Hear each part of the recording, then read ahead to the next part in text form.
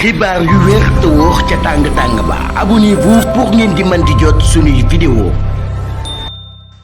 jërë ngeen jëf ci ànd gi ak ñun ci chaîne bii di Buzz 221 HD ca prison bu Rebeuss Abdou Nguer daan nañ koy génne woon ci cellule yóbbu ko ci division spéciale de cybersécurité moom mii Abdou Nguer kon procureur de la république daan na koy visé ginnaaw bi nga xam ne Abdou Nguer mii daal daan nañ koo jëlee ci cellule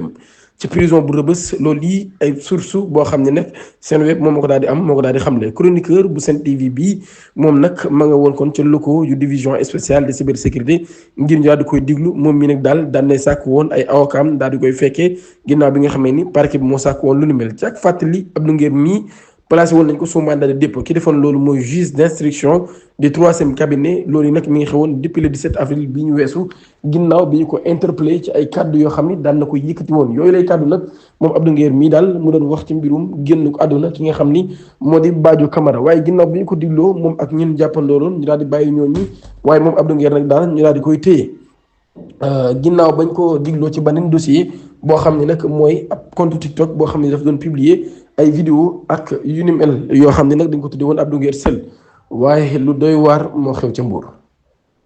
koo xam ni ab maçon la moom mi daal moo xoj jabaram ba mu génn àdduna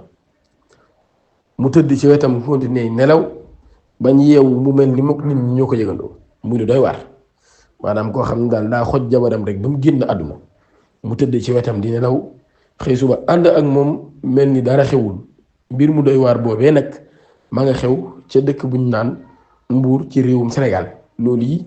nekk mbir mu doy waar lool loo xam ne xew na ci réewum Sénégal ca Tivaouane Peulh ab imam la ñu jàpp ngir injure ak diffamation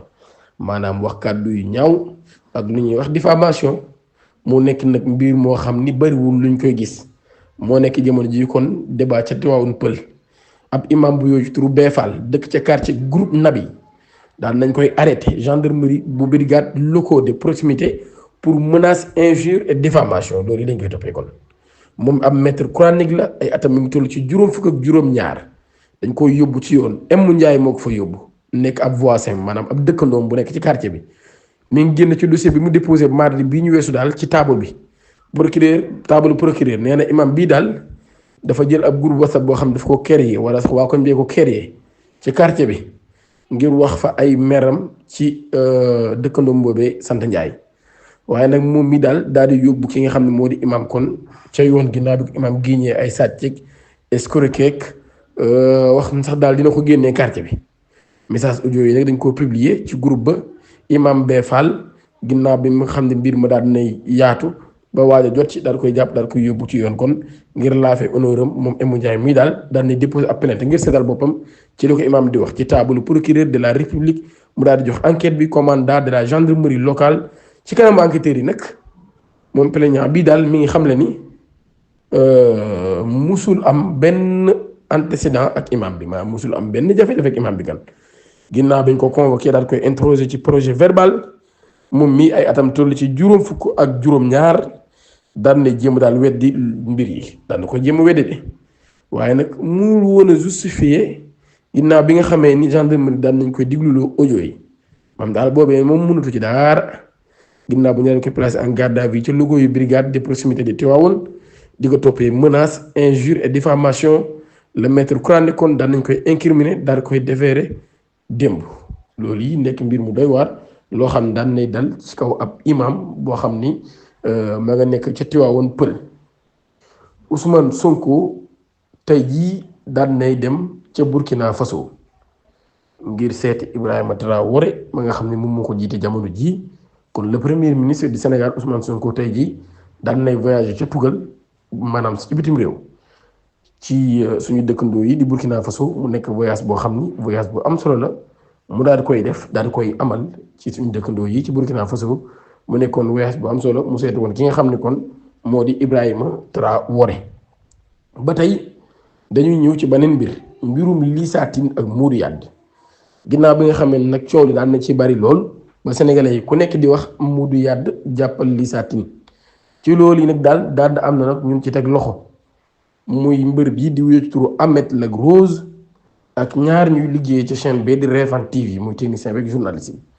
ginnaaw nag ay interview yu ñu ci doon def ak ab taxawaay daal buñ ci am loolu yi moo tax kon ñoom ñii daal leen di teg loxo ginnaaw ci appelante boo xam ne nee nañ Modou Yade moom moo ko daal di déposé contre ñoom ñaar ñii ci ginnaaw ba kon ci lañ leen tegee loxo ak mbët bi di Ahmed Lagrose kon ñoom ñii ñu ngi ca yoon ñu daal leen di téye ginnaaw bi ñu leen jàppee ci boobu la mbir bi mbirum Lissatine bi nga xam ni nee nañ dafa disparaître woon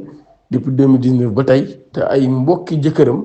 jàpp ni li tax mënatuñ koo gis kat jëkkëram jooji di Modou Yade daf cee daal di laale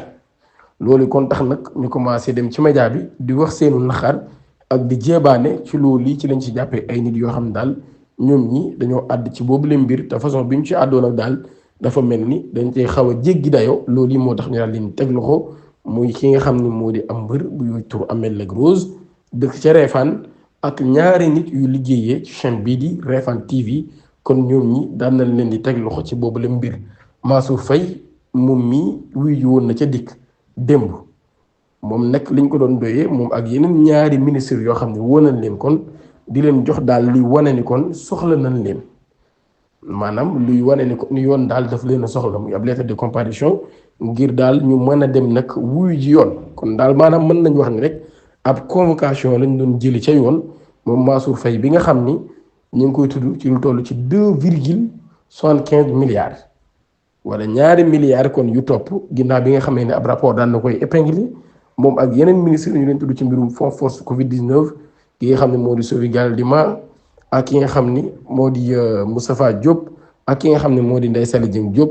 ak keneen ki leen juróomeel de Ismaïla Madior Fall ñu koy tudd ci beneen mbir comme ñoom ñi ñëpp daal ku ci ne di nga jot ab lettre de comparution wala sax ñett ci ñoom daal nañu jot seen lettre Mansour Faye daal ci bokk démb la woon ca dig loolu yi nag dara waralu ko lu dul ginnaaw ba ñu daal di mën a wuy ji ci soxla gi nga xam ni yoon daal leen koy soxla. ginnaaw bi ñu jugee ci mbirum kus bi nga xam ni ab drogue la bu ñu doon jàpp ci borom pus-pus yi ñu ko doon yor doon ko jaay ci réewum Sénégal ñu jàpp ci ñu bari mooy ñuy jaay Nescafé yi ci bopp koñ yeeg yooyu aman na beneen mbir bu xewaat nag te ay étranger daal koy defaat comme les ay Guinéen lañ ci jàppee woon waaye lii tamit daal jàppaat nañ yeneen ñaari nit yoo xam ni ay étranger lañ maanaam bitim réew lañ dëkk ñëw ci réewum Sénégal waaye liñ leen jàppee mooy ay muus lañ jàpp daal rey ko di ko jaay mu toll ci ñaari muus moom lañ leen fekk ñu rey ko di ko jaay ñi nga xam ni ñoom ñooy jënd ñaar ñooñee nag nekkuñu dara lu dul ñoo xam ni mooy ñiy jaay forox caay yi ci mbedd mi ñoom ñi la ñuy jàpp nag daal kon ginnaaw bi nga xamee ni ñi doon jaay yàpp muus kon yoon daal na leen di teg loxo di leen jox dig daje ba ëllëg incha allah ci yeneen xibaar jërë ngeen jëf. xibaar yu wér te wóor ca tàng tàng ba abonnez-vous pour ngeen di mën di jot suñuy vidéo